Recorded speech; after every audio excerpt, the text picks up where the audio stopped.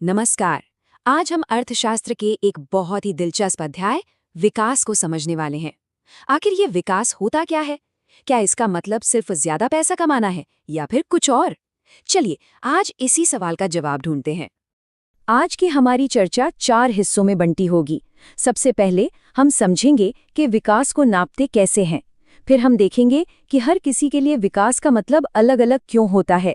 इसके बाद हम भविष्य के विकास के बारे में बात करेंगे और अंत में इन सभी बातों को एक साथ जोड़कर पूरी तस्वीर को समझने की कोशिश करेंगे। तो चलिए शुरू करते हैं पहले भाग से। हम ये कैसे तय करते हैं कि कोई देश विकसित है या नहीं? इसको मापने के क्या तरीके हैं? आइए जानते हैं। प्रश्न 1, HDI का पूरा नाम क्या है? उत्तर, मानव विकास सूचकांक यानी ह्यूमन डेवलपमेंट इंडेक्स। तो देखिए, HDI का पूरा नाम है मानव विकास सूचकांक। इसके नाम में ही इसका मतलब छुपा है, मानव का विकास। ये सिर्फ देश की आय नहीं देखता, बल्कि ये देखता है कि उस देश के लोगों का जीवन कितना अच्छा है, उनकी शिक्षा कैसी है, उनका स्वास्थ्य कैसा है। ये विकास को मापने का एक बेहतर तरीका है। प्रश्न 2, HDI किस संस्था द्वारा जारी किया जाता है? उत्तर, संयुक्त राष्ट्र विकास कार्यक्रम UNDP। अच्छा, तो ये जो मानव विकास सूचकांक की रिपोर्ट है, इसे एक बहुत बड़ी अंतर्राष्ट्रीय संस्था जारी करती है, जिसका नाम है संयुक्त राष्ट्र विकास कार्यक्रम, जिसे हम शॉर्ट में UNDP भी कहते हैं। यही संस्था दुनिया के सभी देशों पर नजर रखती है और ये रिपोर्ट तैयार करती है। प्रश्न 3, प्रति व्यक्ति आय का सूत्र लिखिए। उत्तर, प्रति व्यक्ति आय बराबर है देश की कुल आय को देश की कुल जनसंख्या से भाग करने पर। विकास को मापने का एक और बहुत ही आम तरीका है प्रति व्यक्ति आय। इसका फॉर्मूला बहुत सरल है, बस देश की कुल कमाई लीजिए और उसे देश की कुल आबादी से भाग दे दीजिए। जो जवाब आएगा वही उस देश की प्रति व्यक्ति आय या औसत आय होगी। प्रश्न 4, विश्व बैंक किस आधार पर देशों की तुलना करता है? उत्तर, प्रति व्यक्ति आय के आधार पर। अब देखिए, विश्व बैंक जैसी संस्था जब अलग अलग देशों की तुलना करती है तो वो मुख्य रूप से इसी प्रति व्यक्ति आय को देखती है। मतलब जिस देश की औसत आय ज्यादा है, विश्व बैंक उसे ज्यादा विकसित मानता है। अब हम दूसरे भाग पर आते हैं। यहाँ एक बहुत जरूरी सवाल है, क्या विकास का मतलब हर इंसान के लिए एक जैसा होता है? चलिए इसी को समझते हैं। प्रश्न 5, क्या सभी लोग एक ही प्रकार का विकास चाहते हैं? उत्तर, नहीं, सभी का विकास का लक्ष्य अलग अलग होता है। इसका सीधा सा जवाब है नहीं। हर व्यक्ति के लिए विकास का मतलब अलग होता है।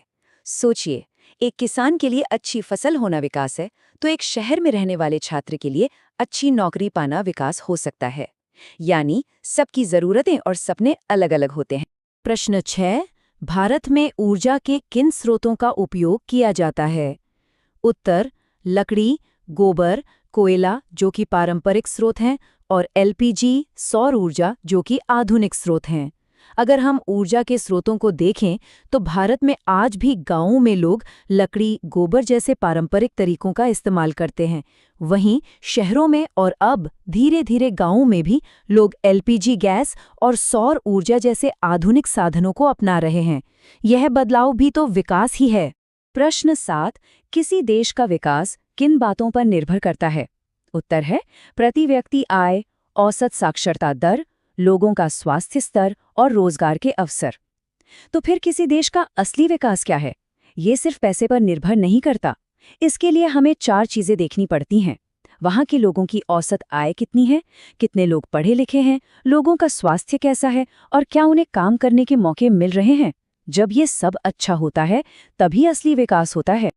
प्रश्न 8, आय के अलावा विकास मापने में क्या जरूरी है? उत्तर, शिक्षा और स्वास्थ्य सेवाएं। तो अगर हम आय को थोड़ी देर के लिए अलग रख दें तो विकास के लिए 2 सबसे जरूरी चीजें हैं, अच्छी शिक्षा और अच्छी स्वास्थ्य सेवाएं। अगर किसी देश के लोग पढ़े लिखे और स्वस्थ हैं तो वो देश सही मायनों में विकास कर रहा है। प्रश्न 9, मानव विकास रिपोर्ट में तुलना के मापदंड क्या हैं? उत्तर, जीवन प्रत्याशा यानी स्वास्थ्य, शिक्षा स्तर यानी साक्षरता और जीवन स्तर यानी प्रति व्यक्ति आय। हमने शुरू में HDI की बात की थी, है ना?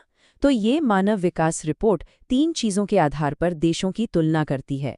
पहला, स्वास्थ्य, जिसे जीवन प्रत्याशा से नापते हैं, मतलब लोग औसतन कितने साल जीते हैं।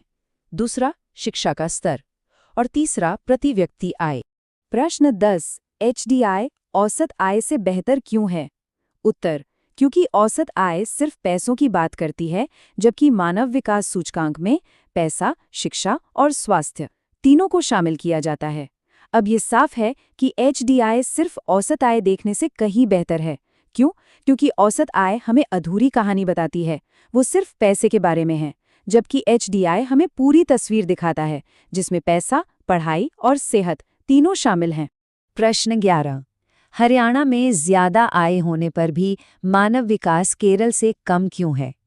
उत्तर इस तालिका में है। हरियाणा में प्रति व्यक्ति आय ज्यादा है, पर साक्षरता दर कम है और शिशु मृत्यु दर ज्यादा है। वहीं केरल में प्रति व्यक्ति आय कम है, पर साक्षरता दर ज्यादा है और शिशु मृत्यु दर कम है। अब ये एक बहुत ही अच्छा उदाहरण है। देखिए, हरियाणा में लोगों की औसत आय केरल से ज्यादा है, यानी वो ज्यादा अमीर हैं, लेकिन फिर भी मानव विकास के मामले में केरल आगे है। ऐसा इसलिए क्योंकि केरल में शिक्षा और स्वास्थ्य की स्थिति हरियाणा से बहुत बेहतर है। इससे ये साबित होता है कि विकास के लिए सिर्फ पैसा ही सब कुछ नहीं होता। प्रश्न 12, विकास में मतभेद का एक उदाहरण दीजिए। उत्तर, नदी पर बांध बनाना। इसका फायदा ये है कि शहरों को बिजली मिलेगी और नुकसान ये है कि गांव के लोग विस्थापित होंगे और उनकी जमीन छिन जाएगी। कभी कभी ऐसा भी होता है कि जो चीज़ एक के लिए विकास है, वो दूसरे के लिए विनाश बन जाती है। जैसे जब नदी पर कोई बड़ा बांध बनता है तो शहरों को तो बिजली मिलती है, ये उनके लिए विकास है। लेकिन उस बांध के कारण जिन लोगों के गांव और खेत डूब जाते हैं, उनके लिए तो ये बर्बादी। अच्छा, अभी तक हम आज के विकास की बात कर रहे थे, लेकिन क्या हमने आने वाले कल के बारे में सोचा है? चलिए अब अपने तीसरे भाग में भविष्य के विकास को समझते हैं। प्रश्न 13, सतत विकास क्या है? उत्तर, ऐसा विकास जो पर्यावरण को नुकसान न पहुंचाए और भविष्य की पीढ़ियों के लिए संसाधन बचाकर रखे। तो भविष्य के विकास को एक खास नाम दिया गया है, सतत विकास। इसका मतलब बहुत सीधा है, हम आज अपनी ज़रूरतें पूरी करें, लेकिन इस तरह से कि हमारे पर्यावरण को कोई नुकसान न हो, और जो संसाधन आज हमारे पास हैं, जैसे पानी, जंगल, खनिज, वो हमारी आने वाली पीढ़ियों के लिए भी बचे रहें। प्रश्न 14, सतत विकास के उपाय क्या हैं? उत्तर, वनों की कटाई को रोकना, प्लास्टिक का उपयोग कम करना, वर्षा के जल का संचरण करना, प्रदूषण कम करना और नवीकरणीय ऊर्जा का प्रयोग करना। तो सवाल उठता है कि हम ये सतत विकास कैसे कर सकते हैं? इसके लिए हम कई छोटे छोटे कदम उठा सकते हैं, जैसे पेड़ ना काटें, प्लास्टिक का इस्तेमाल कम करें, बारिश के पानी को बचाएं, प्रदूषण फैलाना बंद करें और पेट्रोल डीजल की जगह सौर ऊर्जा जैसी साफ ऊर्जा का इस्तेमाल करें। और अब हम पहुंच गए हैं अपने आखिरी पड़ाव पर। यहाँ हम अब तक सीखी हुई सभी बातों को एक साथ जोड़कर देखेंगे। प्रश्न 15, प्रति व्यक्ति आय को विकास का आधार क्यों माना जाता है? उत्तर, इसका आधार ये है कि ये जीवन स्तर का एक मोटा अनुमान देता है, लेकिन इसकी सीमा ये है कि ये आय की असमानता को छुपा लेता है। तो फिर हम प्रति व्यक्ति आय का इस्तेमाल करते ही क्यों हैं? क्योंकि इससे हमें किसी देश के लोगों के रहन सहन का एक मोटा मोटा अंदाजा मिल जाता है। लेकिन इसकी एक बहुत बड़ी कमी है, ये हमें ये नहीं बताता कि देश में अमीर और गरीब के बीच कितना फर्क है। ये बस एक औसत है जो सच्चाई को छिपा सकता है। प्रश्न 16, यहाँ एक कथन और एक कारण दिया गया है। कथन ए है, शिक्षा और स्वास्थ्य विकास के प्रमुख आधार हैं, और कारण आर है, इनसे लोगों की जीवन गुणवत्ता बढ़ती है। उत्तर है, ए सही है और आर ए की सही व्याख्या करता है। चलिए इस आखिरी सवाल को देखते हैं। एक कथन है कि शिक्षा और स्वास्थ्य विकास की नींव हैं, और इसका कारण बताया गया है कि इनसे लोगों की जीवन की गुणवत्ता यानी क्वालिटी ऑफ लाइफ बेहतर होती है। तो ये बात बिल्कुल सही है, कथन भी सही है और कारण भी, और कारण कथन को ठीक से समझा भी रहा है। तो आज की इस पूरी चर्चा का निचोड़ क्या है? निचोड़ यही है कि असली विकास का मतलब सिर्फ बढ़ती हुई आय नहीं है। असली विकास वो है जिसमें देश के हर एक नागरिक को अच्छी शिक्षा मिले, अच्छा स्वास्थ्य मिले और एक सुरक्षित भविष्य का भरोसा हो। अब जाते जाते आपके लिए एक सवाल छोड़कर जा रहा हूं। अगर आपको अपने गांव या शहर के विकास के लिए सिर्फ एक चीज चुनने को कहा जाए, पैसा, शिक्षा या पर्यावरण, तो आप किसे चुनेंगे और क्यों?